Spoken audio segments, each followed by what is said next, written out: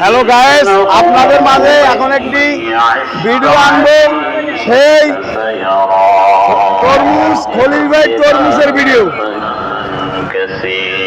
80 টাকা কেজি চাই, এটা কি সম্ভব ভাই? তরমুজের কেজি 80 টাকা ভাই, 80 টাকা কেন? 300 টাকা অসম্ভব ভাই, এটা অযুক্তি বলতেছেন, অযুক্তি বলতেছেন। এটা 80 টাকা কেজি হইতেই পারে না। 300 টাকা কেজি, 300।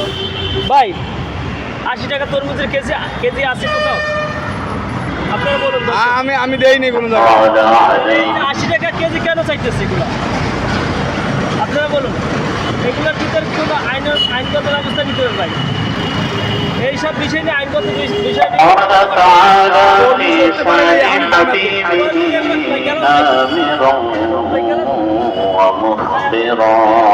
ব্যবসা করতেছেন কেন ভাই? এটা বেআইনি ব্যবসা করতেছে, এটা মানা যায় না। এটা নিয়ে দ্রুতভাবে আইনগত ব্যবস্থা নিতে হবে ভাই। আপনি